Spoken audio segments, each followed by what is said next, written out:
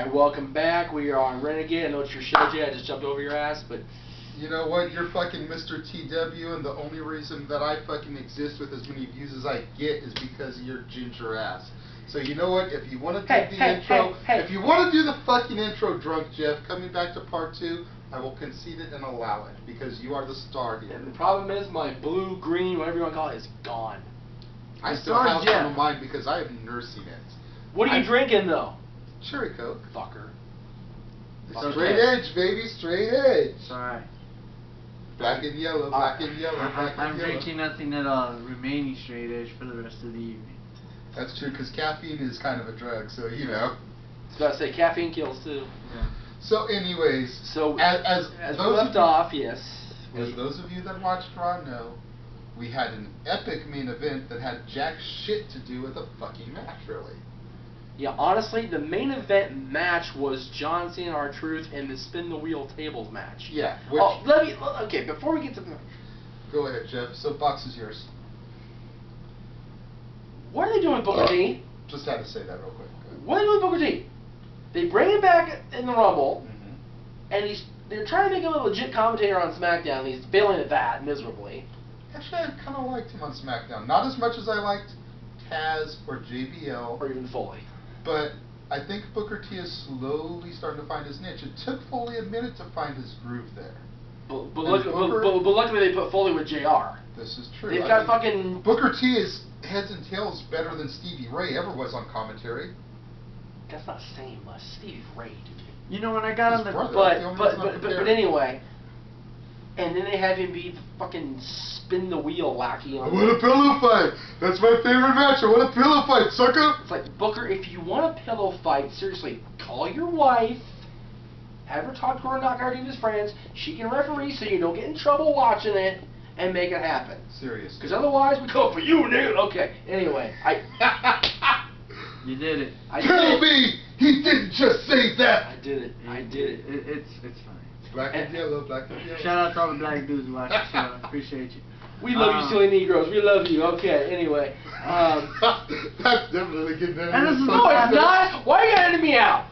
They know I'm playing. Anyways, so the fucking tables match. Yes, tables match. R-Truth. Tables match with R-Truth and John Cena ended up getting a run-in by CM Punk, which allowed the distraction so that R-Truth could put Cena through a table. But that was not the story. That was not the end of the match here. The match was secondary to the sit-in at the top of the ramp by CM fucking Punk. CM Punk wearing a Stone Cold Steve Austin t-shirt. Which you can find now on shopzone.com. Yes, but if you guys haven't been keeping up with Twitter, he's been in a serious back and forth war of words with Stone Cold Steve Austin. Which I'm sure is why he wore this shirt, just to give a little poke in the ass at Steve. Yeah. Now, honestly, did you just kick my camera off the bed? You just kicked my camera off the bed. I'm about to jump my drunk ass. I'm sorry. No, you're not, or you wouldn't have done it.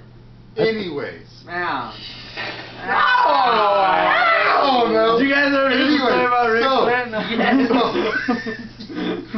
So, the highlight of the night was CM Punk sitting at the top of the ramp and just going off. If you have not seen this promo, which aired in its entirety on Monday Night Raw, go YouTube it right now. We'll wait. Seriously. We're waiting. We're waiting for them to come back. Alright, they came back. Alright, cool. I was going to say, we're going to be sitting here for like 20 minutes. No. Okay, so you saw the promo, you know what we're talking about. Wasn't that the greatest promo of the modern era? I have got to say that in my mind, this promo right here was probably the greatest promo since The Rock came out after Austin walked out and said, "Get the F out." Seriously. And that's been 10 years damn near. Seriously. Honestly. And Cena freestyles aside, because those were intended to be funny. This was the Punk's best script shoot, whatever you want to call it, since that Rock promo. And it was so good, in fact, that it took me, the cynical, don't believe in the business no more, got out of the business because it was too much fucking drama and bullshit. Yes. I was sucked in and believed everything I heard out of CM Punk's mouth. This was Jeff and Ray's reaction the entire time. Just shocked. I even tried to Jeff, and he just... I shoved him away. I felt like Chris Hardy watching No Adonis, dude. I did. I was fucking crazy. You were sucked in. For tonight, Jeff Meacham was not Mr. TW. He was a motherfucking fan. And seriously, I said I would do this, and I'm gonna do it. I applaud Vince McMahon, CM Punk, John Cena, and whoever else was involved in this scripture of this thing, because they made me believe for a few minutes. You want to know who I think was primarily behind this? Hunter Hearst Helmsley. This has classic Triple H written all over it. Yep, the work shoot. All over it. Yep. And you know what? And it made Hunter very successful. I'm gonna go out there and plug the other show that we don't plug on these shows normally, but you know, it is where I make my money. NoDQ.com got shut fucking down tonight.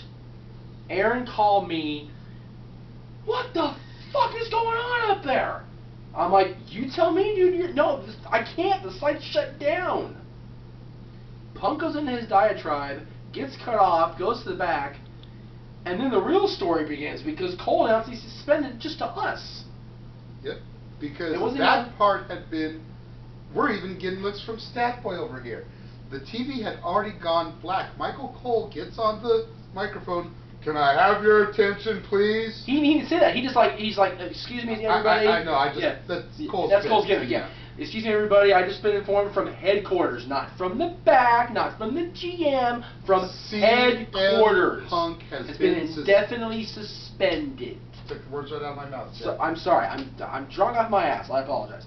And the whole you could hear the air suck out of the place. And the thing that made it believable was John grabbed the belt and walked off in a huff.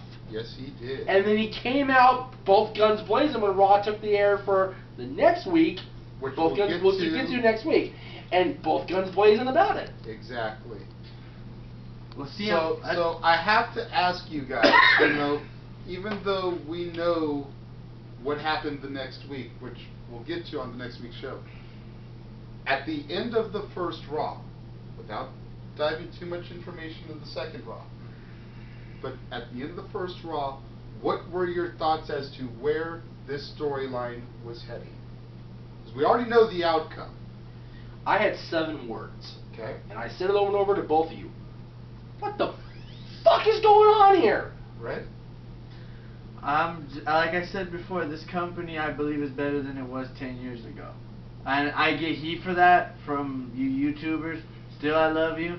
Thanks for buying the shit and making me rich. I appreciate it. But I think this product and this company is still as good. And now it's going to even be greater than it was 10 years ago. The thing that's very telling for me about this whole thing and what made the last, whatever how long CM Punk talked, not only was Aaron calling me and texting me whatever the hell's going on, the Big L was calling me and texting me wondering what the hell's going on. Because they're at home watching Raw and Punk gets cut off and, you know, their jaws are more on the floor than I was, sitting at the fucking time as a Mac. I mean, seriously, when was the last time we heard somebody on TV mention Paul Heyman, Brock Lesnar, Ring of Honor, New Japan? Seriously, like, I was half waiting for him to say fucking Chris Benoit. Seriously. With all the other taboos he was doing, I was half waiting for him to say, you know, I was supposed to fucking wrestle this guy at Night of Champions. Yeah. That's when the mic should have cut out at that point, pretty much. But he didn't get to that point. The thing is, the only reason his mic cut out is because he called Stephanie idiotic and he called Hunter a doofus. And he wished death on Vince McMahon. Yeah, once he said that... 3 strikes, you're out. Once he said that to the guy who pretty much is the majority shareholder of WWE, I myself was like, okay, cut his fucking mic. I love Punk, but it's like, cut his fucking mic. I'm just glad he added Johnny Laurinaitis as a douchebag, because I've known for 10 years Johnny Ace is a fucking douchebag. Yeah. I've met him a couple times. He's an asshole. Yeah. So I'm glad Punk had the balls to say it on USA Network. And didn't he come out during a little squabble with, was it the Big Show and Mark Henry? Yeah, fucking Johnny Ace waddled his ass down there after the cage match. The only agent inside the suit. I'm like, Johnny, get the fuck out of here. No one gives a shit. You don't get, dude, your brother's animal. Congratulations, you have a famous brother. Go the fuck away. You were the talent agent at WCW, and the only reason you got picked up is because you hired some certain people at WCW, and Vince went, it's a good deal. And because JR was done. Yeah, pretty much. Fucking useless, Ace. So anyways, we're going to go ahead and wrap up this part of the episode here. This is probably going to be one big giant edit fucking congeal, so we apologize. I apologize for my drunkenness, but you know what? I wouldn't be in the soapbox and drunk when I did this, so. Exactly. You know what? This is Vegas. We're supposed to be your fucking bachelor party. Oh, yeah. You're funding this trip through your stock money, you know, so you know what? Thank you once again. To all the marks. We're going to just cut it right here. If y'all see me in the next week before the next show up and I'm in Long Beach, please buy me a pair of titties to go into the room or something, because Lord knows, I love you, my Hooters girls, but seriously, Hooters girls for my bachelor party? God damn it. So anyways, for this episode of Renegade of Wrestling, I am the Renegade of Wrestling, JJ Williams. And that's all I need to know because you're the host. Thank you. We are just eye candy. But a special thank you to the Lady Killer Ray Larkin. Yes. Special thank you to Mr. TW Jeff Meacham. I love you all. Special thank you to Stat Boy Mike Caldwell running the camera, who will also be editing this clusterfuck together. So a big thank you. Round of applause for Stat Boy real quick. I would say you pay him overtime, but what is overtime of 0? That's the only bad part. Yeah, I know. Yeah. So we will see you next week when we go over the second Raw live via Memorex from Las Vegas. You cut me time, Mark.